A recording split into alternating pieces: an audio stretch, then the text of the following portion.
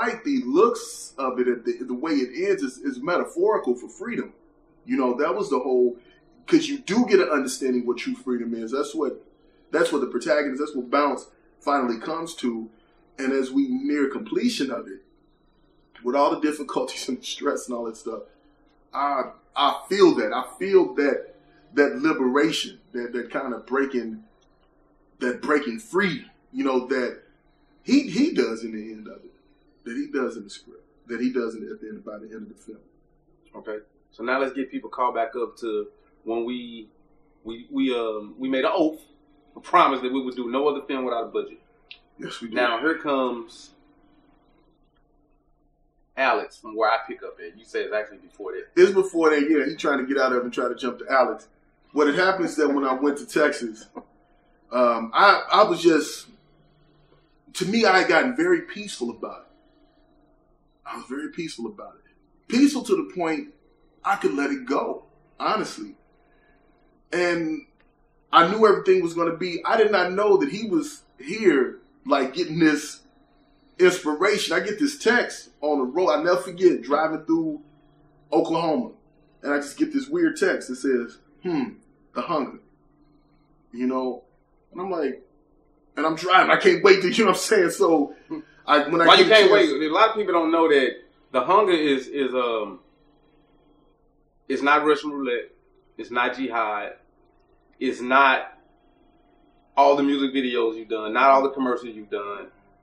It's not borrowed time. It's not the workout videos you've done. The Hunga is actually what? Your baby, right? Yeah. It's gift and a curse. Gift and a curse. And I'll tell you that text. And man, when I got on the phone with you, you had this renewed vigor. Like, hey, you know, this is what you could do. This is how you could do it. And we set about attempting to do that. While doing that, along comes Alex. Mm-hmm. Now this is after 2000. We got to go back, y'all. Mm-hmm. This is dealing with. Meanwhile, with the Scripts and Screws deal in 2009, or yeah. How does this? At this point, Scripts and Screws. That's why I was just kind of like, I guess I got to just give it up. There's something that happened in the church. I was sitting in church, Life Victory Center, where I do a lot of work at. Got baptized, got married there, and a whole bunch of stuff. Very special place for me. It's even been quarters for me at a certain point in my life. We'll get back to that too. I said I'd had a conversation with you about the Hunga. And I got off the phone and I sat and I told, this is what I did tell the cast. You asked if they know the history of this current cast. I did tell them that. And I just... We're talking about the cast after Scripts. The cast after Scripts and Screws. Okay. The cast had just completed it, you know, that ended up crossing the finish line with us. I was sitting in the church by myself and I felt overcome. I felt very moved. I prayed.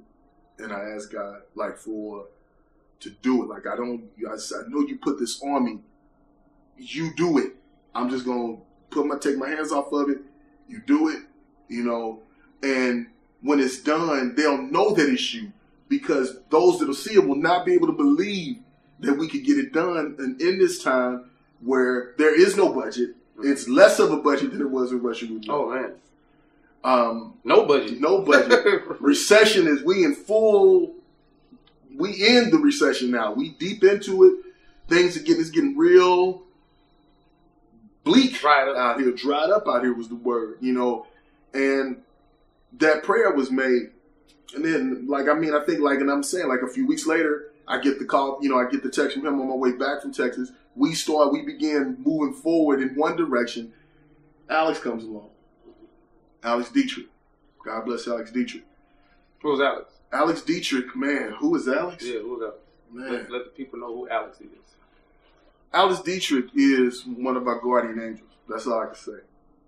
She is someone who believed in us and believed in the vision.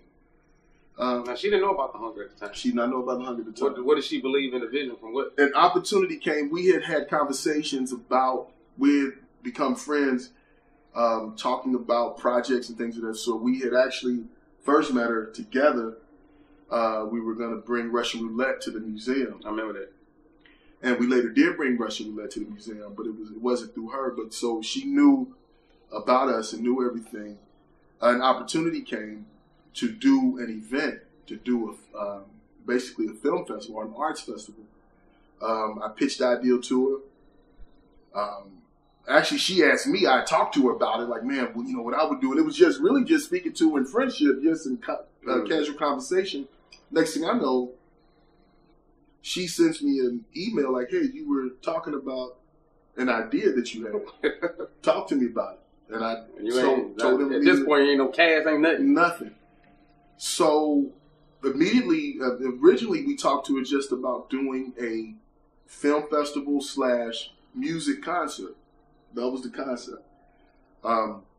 Which would have films with a display of our work, and the finale would be you performing. It grew from that into something that I would just like to sit and watch the whole thing as a film. As a film. The story looked good to watch. Yeah. But the play shit is what's gonna see. That's y'all more for the commercial. Y'all aspect is more of y'all from play, right? Yeah, I'm from theater. Y'all from theater. We from film. So we want y'all shit, and y'all want this shit. You see what I'm saying? I'm like, well, y'all don't understand. I'm learning. No. But when I watch it, I'm like, together, it's a rap. It's a rap.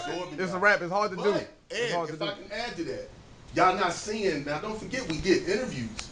Y'all not seeing, y'all still part of the production. This thing as it's presented to the world is on film. Now, the thing that we can do is also take it on the road, too. And we can break it down and have this stage, and the stage is always going to give. I love the immediacy of the stage and just the sheer jazz, like the innovation, freestyle of stage. But as presented to the world, I'm cutting the interviews in. It's going to be a film, and I will cut what we shoot. Like, we're going to, that's why, our rehearsal time is so critical. We're going to shoot this. You will see this. Yeah, 3 cameras will be shot before an you will audience see this gets there. somewhere. Then we will shoot the audience reaction, and all that's going to mix. And how y'all doing with Byron? It's going to be a media overload. You know what I'm saying? It's on some media hegemony, straight saturation, interviews, crying. It's going to be on that. I don't know how you help me on this, man. I don't know. What do you know at this point? I don't know. What I remember is that me and Falak, we never want to take the easy way out.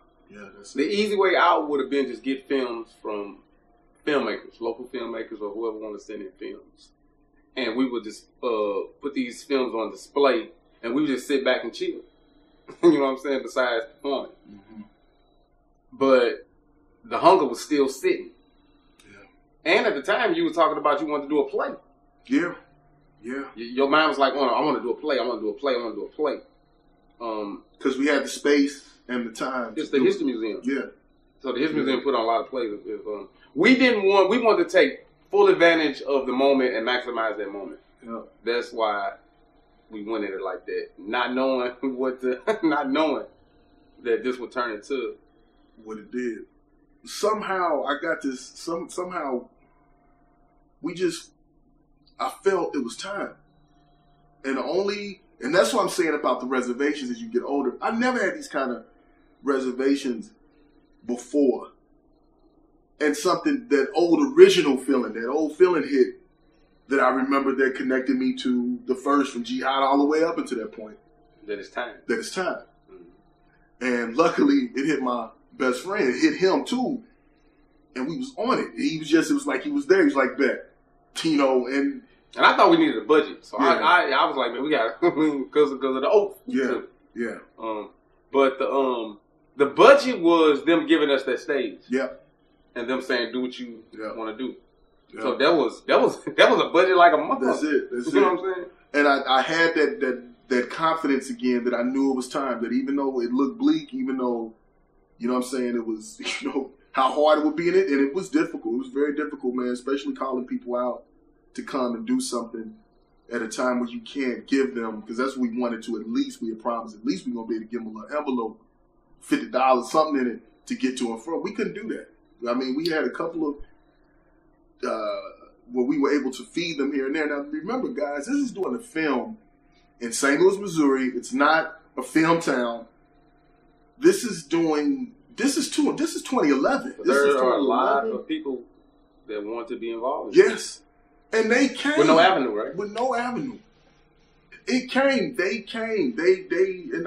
And at that time, I knew they would. It's just, I talked to you, I was like, man, they're going to come. It's just, I knew it. I felt it.